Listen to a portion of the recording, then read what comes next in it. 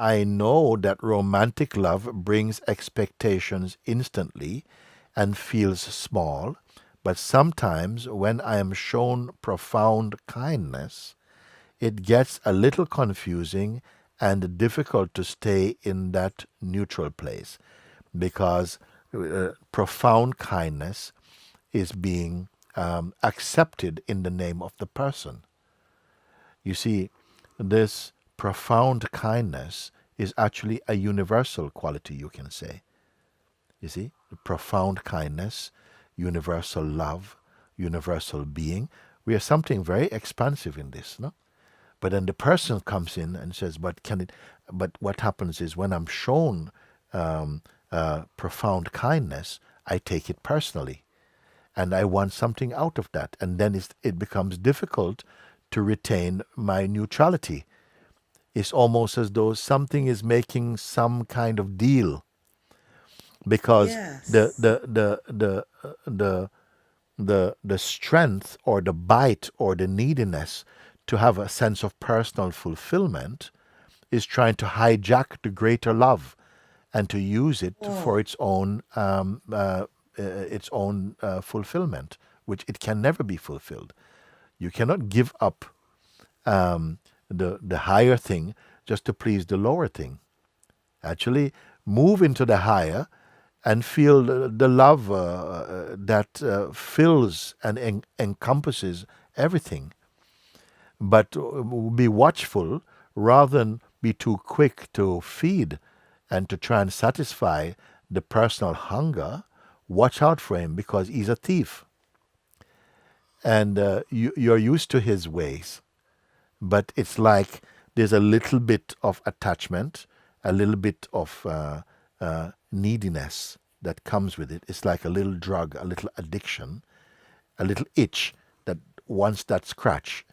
And it knows at a deeper level, the wisdom in you knows that it doesn't really work out like that.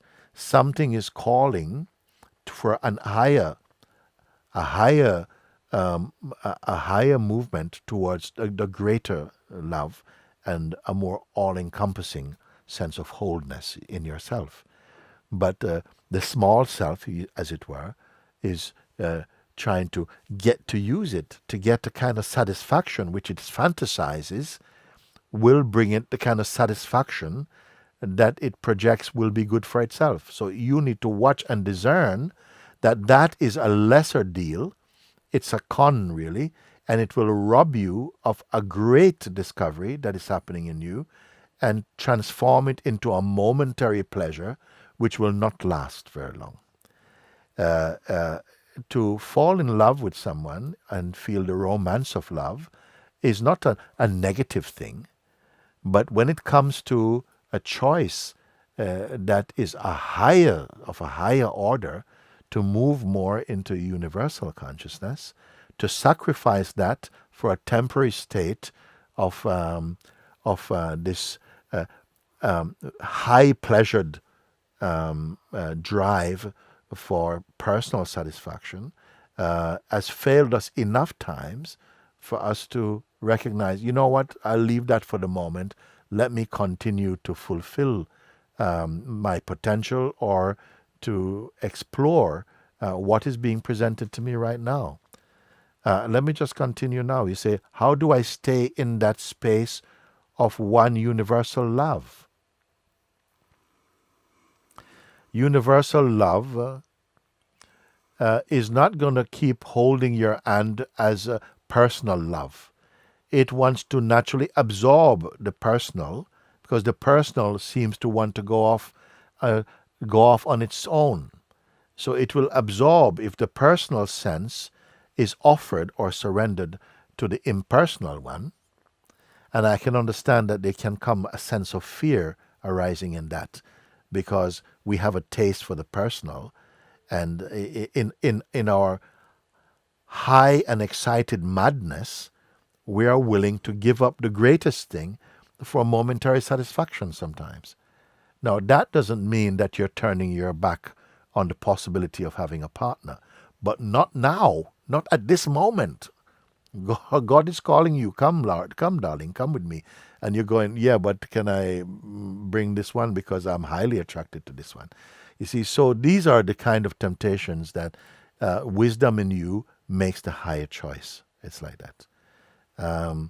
So you say, how do I stay in that space of one universal love where wants and needs don't creep in? And if I gain that position, will I miss out on the possibility of a true love partner? So you've put that love partnership on a very high pedestal, you see, and it seems as though you are risking postponing or suspending or turning away from the greater opportunity of awakening to yourself, which may well bring forward within its hugeness and have place for a personal expression of love also, but not the other way around. You cannot ask for this just to satisfy the personal. Yes, you can ask, and it can happen that you may get the taste of that, but you must remember that in itself will not bring you the quality of fulfillment that your soul is yearning for right now. You see? And regardless, freedom is my highest attainment. You finish off with those words. You say highest attainment means that you have attained it already or you hope to attain it.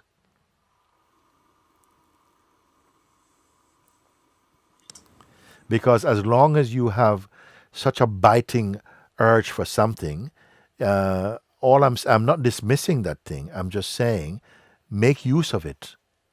Rather than try to satisfy it, make use of it by looking and finding out what is it that feels so desperate. Because when you want something that is phenomenal so badly, it really won't stay with you. Life has higher lessons to learn and greater things to offer, in a sense. So this is the game of the existence. It's about transcending. And as long as we keep giving into the desires and easily, we must make use of them. When they itch, you say, oh, I really want this. And for a while, we'll give in to them. And life gives room for that. We'll make many mistakes. We'll make lesser choices for a while until it hurts too much to keep making lesser choices.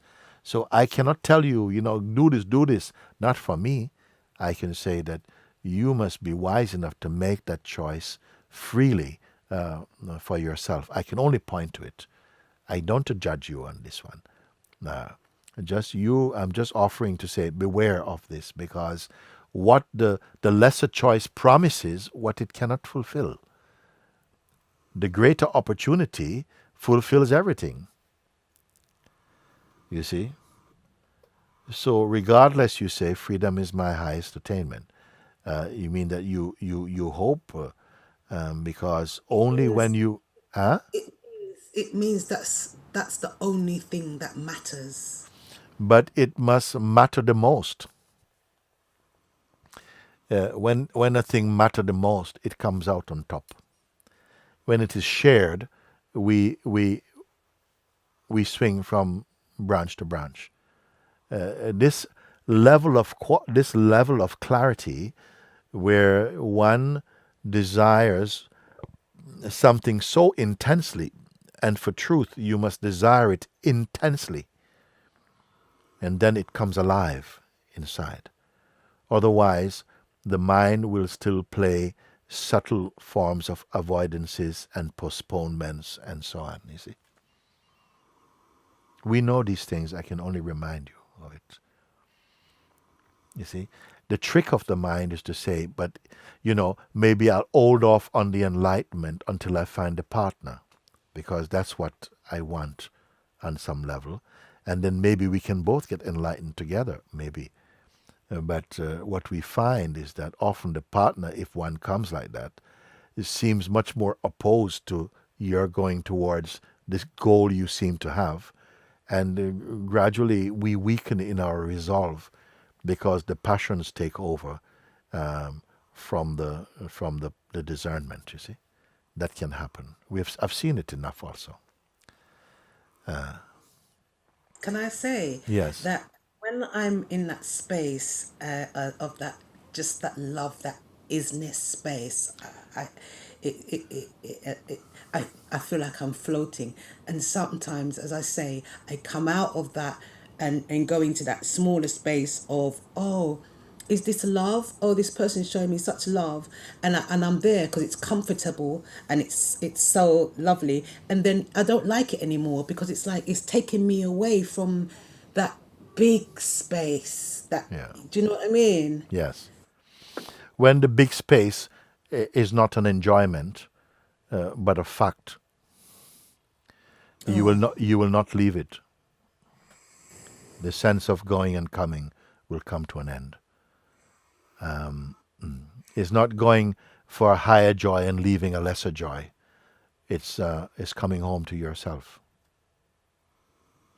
and nothing can equate with that. And these are things, they may feel very painful in the life. We may feel so challenged. Why did God have to make it so hard? Actually, it made it very easy. Mind makes it hard.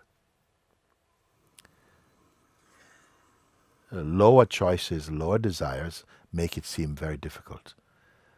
How can something be hard, what you are and can never not be, but somehow just remain unaware of? What is the difficulty there, you see? Because while we have a strong taste of personhood, the person is always seeking pleasures to fulfill its own fantasies, and rarely, if ever, getting the quality of and the height of enjoyment it can have. But enjoyment is not necessarily happiness.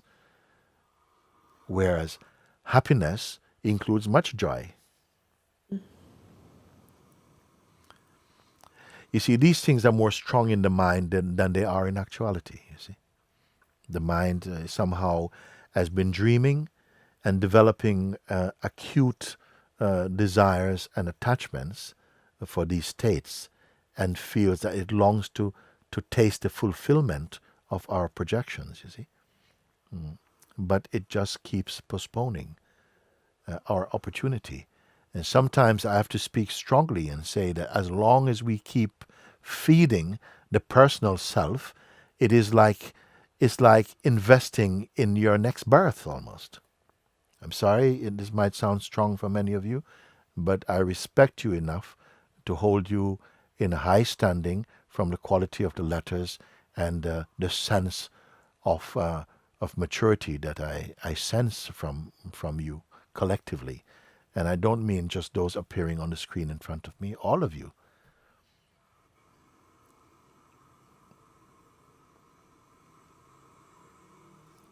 And you know, it's not an ultimatum. Pure consciousness is not impatient.